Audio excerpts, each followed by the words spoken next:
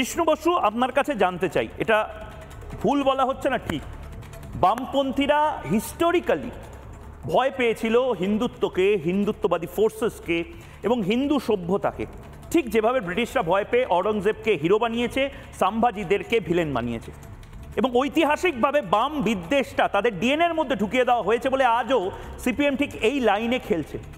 তারা জানে যে হিন্দুদের এবার বোধহয় আর কোনো ভোট পাবে না, তারা একটু কুড়িয়ে বাড়িয়ে যদি সংখ্যালঘু ভোট পাই। ঠিক বলছি না ভুল? ইংরেজ ঔপনিবেশিক শাসনের সময় হিন্দু বা এখানকার যে সাংস্কৃতিক পরিচয়, সেই সাংস্কৃতিক পরিচয়কে ভয় করত। কারণ তারা এসে দেখছে যে একটা সভ্যতা, এত প্রাচীন সভ্যতা, সভ্য মানুষ, তাদের সংস্কৃতি আছে, তাদের সাহিত্য আছে, তাদের বিজ্ঞান আছে, তাদেরকে বাইরে থেকে এসে তারা শোষণ করছে শাসনের নাম করে। তার জন্য ব্রিটিশ মানে ইংরেজ ঔপনিবেশিক শাসকরা হিন্দু ঐতিহ্যকে সবসময় আঘাত করত।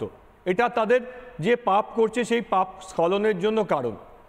সমস্যা যেটা, সেটা খুব দুঃখজনকভাবে হলেও বলতে হয় যে কার্ল মার্কসও নিউ ইয়র্ক হেরাল্ড ট্রাইবিউনে জুন 25, 1853, আমি রিপিট করছি, জুন 25-এ উনি এই ব্রিটিশ শাসন সম্পর্কে বলতে গিয়ে বললেন যে ব্রিটিশ শাসন অন্তত ভারতবর্ষকে একটা শান্তি সুরাহা দিয়েছে। ভারতবর্ষের কোনো গৌরবশালী গোল্ডেন এজ ছিল না, কার্ল মার্কস বলছেন। আমি আবার রিপিট করছি, এমনকি হিন্দু শাসনের পরেও যেটা ধরা হয় হিস্টোরিক্যাল পিরিয়ডে, যে মুঘল সময়ে সবচেয়ে বেশি উৎপাদন ছিল, ভারতবর্ষ জিডিপিতে বেশি কন্ট্রিবিউট করত, মার্কস বলছেন যে এমনকি আওরঙ্গজেবের সময়েও যা অবস্থা ছিল তার থেকে অনেক ভালো আজকের ব্রিটিশ শাসনে আছে, কারণ ব্রিটিশ শাসন তাদের একটা সিস্টেমের মধ্যে এনেছে। বামপন্থীদের সমস্যা হচ্ছে, বামপন্থীরা মূলগতভাবে ইউরোপের যে দর্শন সেটাই মনে করেন। ভারতবর্ষের যে ঐতিহ্য, ভারতবর্ষের সংস্কৃতি, তার মূল ভূমিটাই আছে হিন্দুত্বের মধ্যে, হিন্দু ভাবনার মধ্যে। আমি আরও ভালো করে বললে, যদি আপনি কালচারাল মার্কসিজম দিয়ে বলেন, তাহলে হিন্দুত্ব এই ভাবনাটা ভারতবর্ষের কালচারাল হেজিমনি। মানে আমি একজন হিন্দু, যোগী আদিত্যনাথ একজন হিন্দু, কিংবা অমিত শাহ একজন হিন্দু গুজরাটের, আমাদের পরস্পরের মধ্যে কোনো সম্পর্ক থাকতে পারে না। এমনকি ধরুন আজকে 100 বছর পরে বামপন্থীরা একজন মাত্র তথাকথিত তপশিলি মানুষকে পলিট ব্যুরো মেম্বার করেছেন, তার নাম রামচন্দ্র ডোম, তার নামও রামচন্দ্র। এবারে ওই যে রামচন্দ্র ডোম, উনি আর আমার যে একই রক্ত, সেটা আমি বুঝি। সেটা বুঝতে গেলে হিন্দুত্বকে বুঝতে হবে যে রামচন্দ্র ডোম আর আমার মধ্যে একই রক্ত বইছে। তারা ভারতবর্ষকে বুঝবেনই না। মানে রামচন্দ্র ডোম আর যোগী আদিত্যনাথের মধ্যে কোনো পার্থক্য নেই, কিন্তু আসলে পার্থক্যটা বলে দিচ্ছেন সিপিআইএম এর নেতারা। রামচন্দ্র ডোম এবং আমার সঙ্গে বা যোগী আদিত্যনাথের সঙ্গে আমাদের মধ্যে সম্পর্ক সূত্র হিন্দুত্ব, কিন্তু যেহেতু তারা হিন্দুত্বকে বোঝেননি, তার জন্য গত 100 বছরে একজনও তথাকথিত তপশিলি জাতিভুক্ত কাউকে পলিট ব্যুরো মেম্বার করা যায় না। আমাকে জিষ্ণু বসু, আমাকে এই কথাটা বলুন যে রামনবমীর মিছিলে কি এরকম কোনো নিয়ম আপনারা রাখছেন বা কোনোদিন রাখেন, যেখানে কোনো সংখ্যালঘু সম্প্রদায়ের কেউ মিছিলে অংশগ্রহণ করতে পারবে না?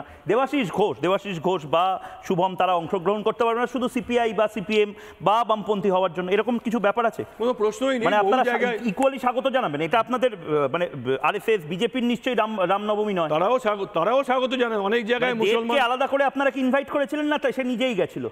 অনেক জায়গাতে মুসলমান সম্প্রদায়ের, মুসলমান গ্রামের ওপর দিয়ে গেলে তারা ফুল ছিটিয়ে স্বাগত জানায়, আর মুসলমান সম্প্রদায় কেউ রামনবমীর মিছিলে এলে আসতেই পারেন। মানে আপনারা এটা ওপেন বলছেন, আরএসএস এর তরফ থেকে সমস্যা হবে না এটা? দেখুন, আমরা মনে করি ভারতবর্ষের প্রত্যেকটি নাগরিক, তারা জাতিগতভাবে হিন্দু আমাদের জাতীয়তা। হ্যাঁ, হিন্দু আমাদের জাতীয়তা। এটা আমি নয়, শাহরুখ খান প্রফেসর চাগলা বলেছিলেন। না, শাহরুখ খান, সালমান খান সবাই হিন্দু। শুধু আমি নয়, আমার থেকেও অনেক বেশি পণ্ডিত মুসলমান সম্প্রদায়ভুক্ত মানুষ বলেছিলেন।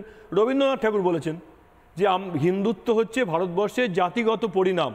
আমি যদি এর বিরোধিতা করতে চাই, তাহলে আমায় ওপরে গিয়ে লড়াই করতে হবে।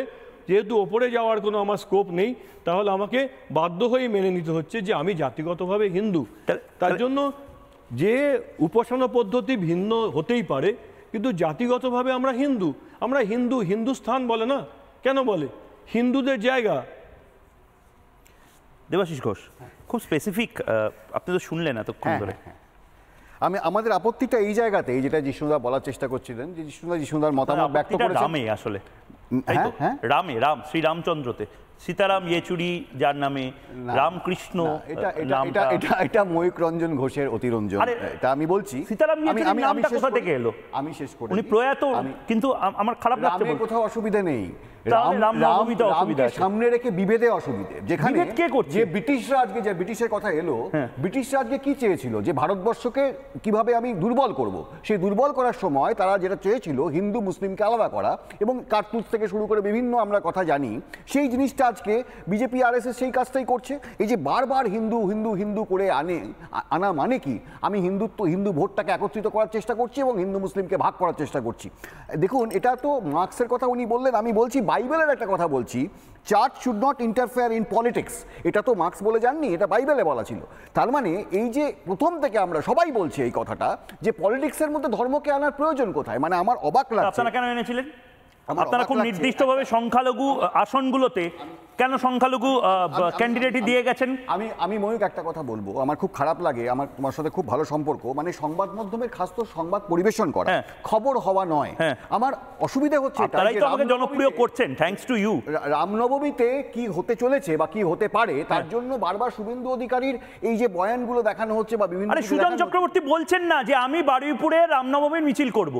রামে আপনি তো বলছেন ধর্মের সাথে রামের সাথে কোনো বিভেদ নেই, তাহলে সিপিআইএম কেন পার্টি অফিস থেকে রামনবমীর মিছিল করবে না? ডেফিনেটলি সুজন চক্রবর্তী উত্তর দেবেন, কিন্তু আমি এটাই না, আচ্ছা ঠিক আছে, সুজন চক্রবর্তী ছেড়ে দিন। মোহাম্মদ সেলিম, আমাদের সেকুলার দেশে, যে দেশে রাম সারা দেশকে জুড়ে দিয়েছে, সেখানে মোহাম্মদ সেলিম কেন রামনবমীর মিছিল করবেন না? 34 বছর ধরে। না, আমাকে এই যুক্তিটা বোঝান, রামনবমীর মিছিল মোহাম্মদ সেলিম করলে অসুবিধা কোথায়? আমি যুক্তি দিচ্ছি, 34 বছর ধরে যে সরকারটা ভোটের পর ভোট পেয়ে এলো, সেই সরকারটাকে কি শুধুমাত্র হিন্দুরা ভোট দেয়নি? তখন হিন্দুরা কোথায় ছিল? মানে আজকে বারবার করে যে অস্থির পরিবেশ সৃষ্টি করে দেওয়া হচ্ছে, এবং হিন্দুরা তো ভোট দেয়নি, তখন তো আপনারা নিজেরাই বলেন যে হিন্দু বলে কোনো কনসেপ্টেই ভোট হয়নি। নানা ধরনের কন্টেন্ট দেখার জন্য লাইক করুন, শেয়ার করুন আমাদের ফেসবুক পেজ, সাবস্ক্রাইব করুন আমাদের ইউটিউব চ্যানেল। পাশাপাশি অন্যান্য ব্রেকিং নিউজের জন্য অবশ্যই চোখ রাখুন রিপাবলিক বাংলায়।